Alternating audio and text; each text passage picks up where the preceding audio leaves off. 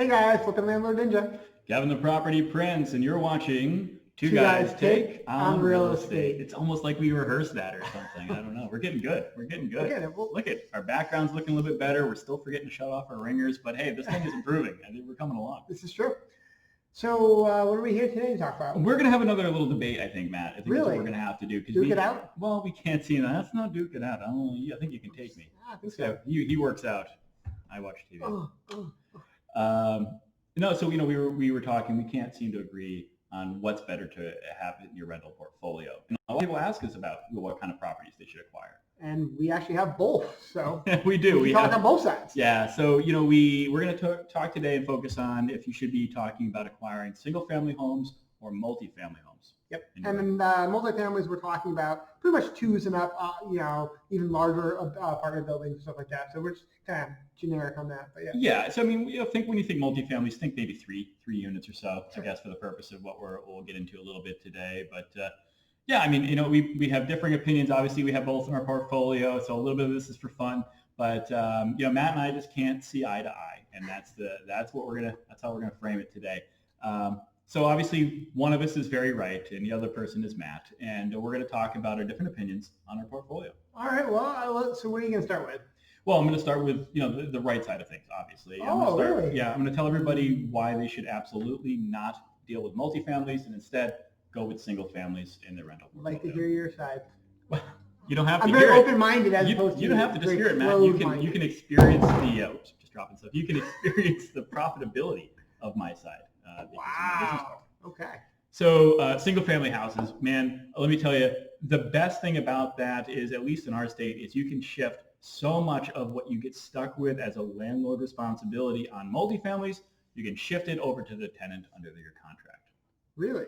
They can just do everything? Hopefully. Wow. Yeah. I mean, if you get a good tenant, right? I mean, obviously, if you get a bad tenant, you're still going to be dealing with the same bad tenant problems you have in any kind of scenario.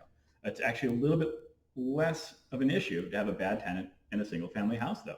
So if there's, for instance, a pest problem? Well, if it's a pest problem, gosh, who do you think caused the pest problem? The only person at the property did. Take out your freaking trash, you tenant, and you won't have that kind of an issue.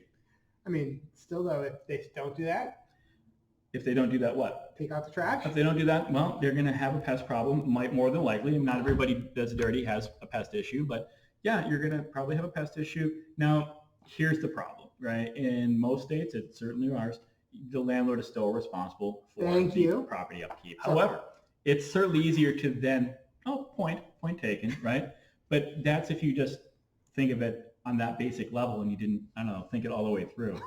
So seriously, right? So you're responsible as the landlord for the conditions of that property. Exactly. But when the tenant is doing something that's impacting those conditions, you can then shift that, burden to them via a court, like a small claims court. So in this case here, say they infest the place with mice because they're disgusting. Yes. Right? Totally. They don't resolve it. You should probably be demanding that they take care of the problem. And if they don't do it, you then do the right thing and fulfill your responsibility as an owner. You then shift that over to them by handing them an invoice. And when they don't pay for that invoice, you then take them to small claims court and say, listen, your honor or magistrate or whoever you're in front of, they trashed the place. And I can't do that with a multifamily? You're going to have a lot of a harder time on a multifamily doing that. You know why? Why? Yeah, why is that? How do you not know why? You own these things. You should know these things. No. You know why? Is because they're always going to point the finger at somebody else. It's always somebody else's fault in this multifamily home. It's never the one person. That's why single families are so nice. It's really, really easy to pinpoint what the problem is. There's a couch on the property. Somebody tossed an old couch out back. Guess whose it is? It's the occupant of that property. In a 3-family house in one of your dumps, it's going to be just anybody that tossed trash out there, and you're never going to get figuring out who was responsible for it. So guess who's paying for it? Well, the landlord, like you said already earlier, that no matter what, you're still going to be held responsible. Right, but then you have a more successful path to chase them for it and hold them responsible. Hopefully. Right. Oh, a lot more expensive to handle. In a single family and rent a single family, you're probably somebody that is not judgment proof and does have something to lose. So chances are, if you're renting a single family home, you had to go through some kind of screening process with your landlord, and you have probably a career or a job or something that produces substantial income that you got to prove. So right there with that. But you know what? That's just a small part of what we do. What's better? What's better about a single family house? You know what sucks when you have, you know what sucks when you have to fix a heating system, right? Having to fix 3 heating systems. So how many heating systems does a single family home have? 1. All right, so that's not fully accurate. You could also have a multifamily that has one heating system. You could. Let's see, we had one on Wilcox Street. That's 16 units. Well, that's an apartment building, and I guess I was going along a different Just lines than saying. a traditional kind of newer real estate investors multifamily. But yeah, you're right. You could be in a multifamily situation, regardless of what style, where you're including heat and hot water, and then see our other video, dealing with all the problems that come with that, right? Fair. So if you have a single family house, you have one heating system to maintain, you have one yard space to resolve and maintain, in one basic scenario and package. Fair enough, but when that one heating system goes down, you only have one source of income to actually cover that cost. Ooh, that's a good point. So you're pointing out the fact that it's kind of a binary situation. Either that place is paying or it's not.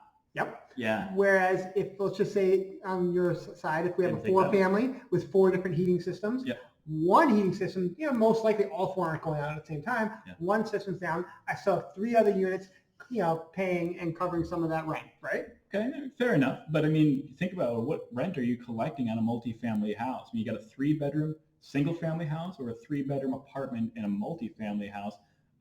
Is it the same rent? No, typically you're going to pay a little bit less. But your acquisition cost of a single family home is also typically more. You're getting a premium rent for that single family is what you're saying. Maybe attracting. You're also paying a premium price. Attracting premium customers that are going to treat the place better, paying a premium rent. And also you have one roof for the same roof for a single versus a multi. Do you not? That's actually a good point. And we're shifting in a little bit. You're right. We're shifting into some of the, I see what you're doing. You're sneaking in some of the reasons why multis are better. So right, one roof, 1 yard. How many lawns are you mowing on a multifamily? Just one. Yep. Actually, you're not mowing it on a single family though, are you? Not mowing a lawn at all. Okay. So in my case, it's 0 lawns because the tenant's paying for the mowing. I'm not out there in the winter shoveling that place out, am I? True. I guess you can put that cost on the tenant. You got some good boots. You got a shovel. I have. You're the one that wants the multifamily. Get out there in the cold. Been there, done that. Yeah, sure. How about dealing with plowing a driveway and getting all these people to actually move their cars out of the way so the plow truck can do it, dealing with towing? Well, that's a whole other matter, but we don't actually do any of our own plowing of driveways. We put that all on the onus of the tenant. If they want to use a driveway, that's on them. Yeah. So you don't have to have I would really stay away. If there's a way you can get away with not dealing with providing parking and managing parking, don't. It is horrifying. And I know it makes you sound like a little cheap, maybe a little slumlordish or something like that if you really want to get into it. But seriously, that's you're not going to have a happy parking situation in multifamilies all the time, and you're going to drive yourself crazy trying to deal with that as an issue. Okay, so what about with multifamilies? If you go to a bank, yes, they're going to look at how many rents are coming in to support your loan. You got me there. Yeah, absolutely. You're using the rental incomes to support the loan and the acquisition of the property. That's huge. Especially if you're going over 5 units, they'll generally actually value the property not on a market approach. So when you do an appraisal, they'll look at what's called the income approach. So therefore, if the market does go down as far as cost of homes or whatnot, then you get to actually look at the income approach where you'll still see a value as long as rents haven't really dropped. Yeah, I mean, that's obviously a fantastic, a feature about that, and something as you're wanting to plan out what you're looking to do for a business, how to actually handle your financing is huge. I'm not big into financing, obviously. One question I would have, and I don't know the answer to this, I actually don't know the answer to this. What if I, acquired over a span of a couple of years, I acquired 10, 15 single family properties? Couldn't I take all those properties to a bank and get maybe one, like a commercial loan for a package? You could do a package, but the problem with also single family homes generally is they're going to be stuck with a certain type of residential loan or something like that. You're going to kind of get stuck you can buy so many. Sure. Eventually you're going to have to go into more of a commercial loan. Okay. And that's going to be a whole nother different thing. Actually, we had a meeting with a banker earlier today, and he was just talking about how they prefer actually larger multifamily homes because of it through the income approach. Nice. We got to get him to watch these videos. We'll ask him. That's what's his name again? What was his name? Adam. Little shout out. Hey, what's up, Adam? So financing might come into be part of the play on a multifamily. Tell you what though, you got a lot of maintenance expenses on a multifamily. I mean, yes, within reason, but I mean, you also have more income to support that. So, I mean, you factor that in just like anything else. Well, you better have more income to support it because it sounds like you're cleaning up a lot of maybe potential bad tenants' trash and debris, and you're handling a lot of Yeah, maintenance. possibly if you're not doing a good job on your tenant relationship department. Really? I'm not So, sure.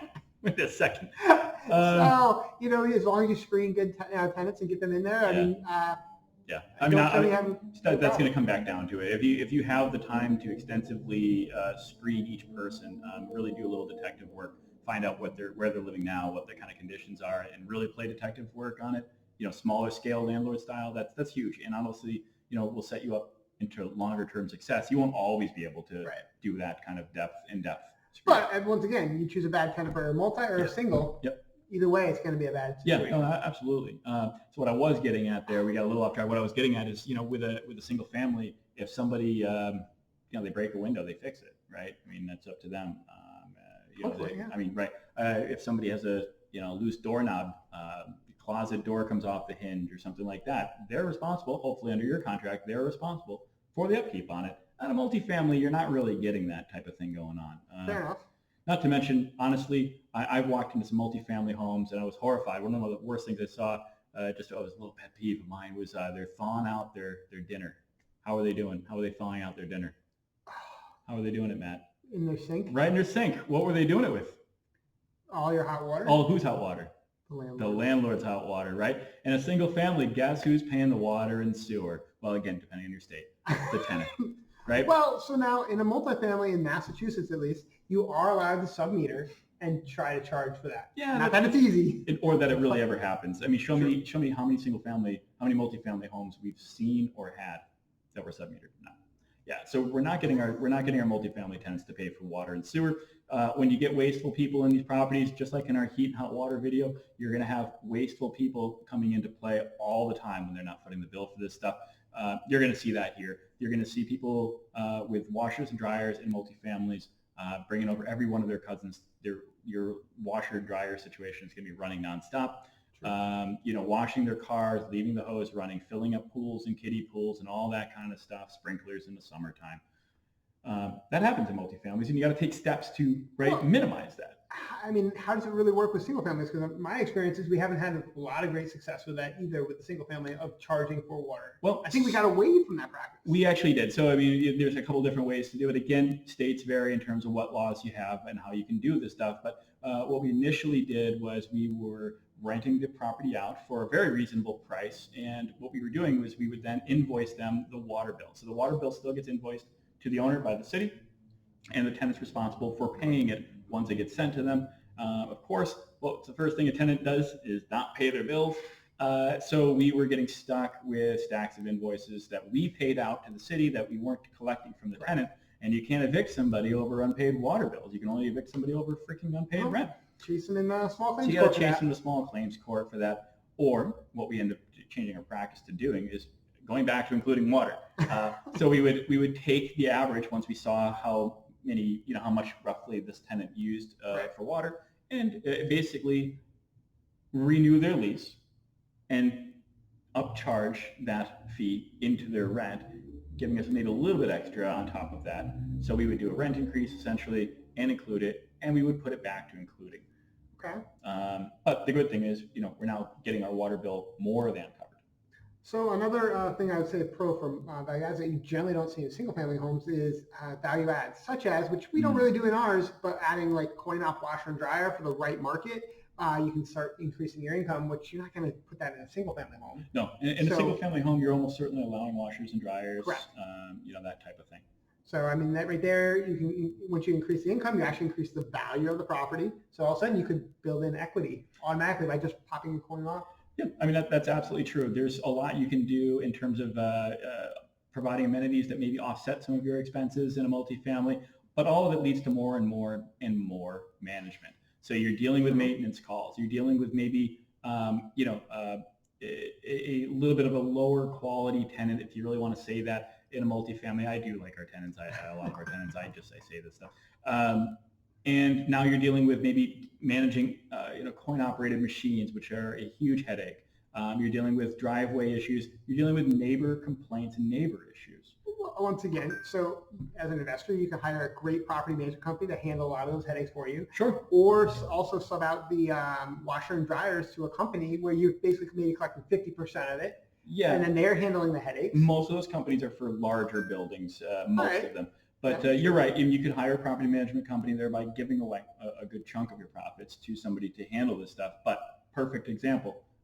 You're putting yourself in a great financial position with all the other things that we talked about with financing and value adds on your property. And then you're hiring hopefully a very responsible management company and let them deal with all that headache. Right. Because let me tell you, I don't want to be answering the phone at 11 o'clock at night trying to talk about one No. neighbor said such and such to the other neighbor. Or whatever. 2 o'clock in the morning, I've called about my breaker. I need my breaker on at 2 o'clock in the morning. That's right. What? That's right. What? Yeah, you're going to be dealing with dumb maintenance issues like breakers, especially if you followed our advice in the other video and you don't allow breaker access in your multis. And in your single families, again, you're probably allowing that stuff. Well, fair enough, yeah. But then also you're probably, if you're allowing access to that, it's probably allowing access to their basement. And then what happens when they move out? You have hordes and hordes of stuff that you got to get rid of. Same thing with the garage. You got a garage at that property Yep. too. Yeah. So, I mean, if it was me and I was buying, 10 units, that's all I'm going to have is 10 units. 10 units. And you're going to have 10 units. I might go the single family route and manage them myself. Okay, so you have 10 buildings to manage, and I'd probably have maybe 2 or 1. Or 3. Maybe 3, and yeah, a half, sure. whatever. 3.5? Have a half a three, building? 3 families, Okay. 3.5, 3 and a tent. No, so I mean, right. So you have a few to manage. I'd have 10 to manage, but I would feel that I could manage it without hiring a management company, because single-family homes, again, you get people in, you do a good screening job, and you're not moving them into problematic properties. Properties are in good shape. You went through them.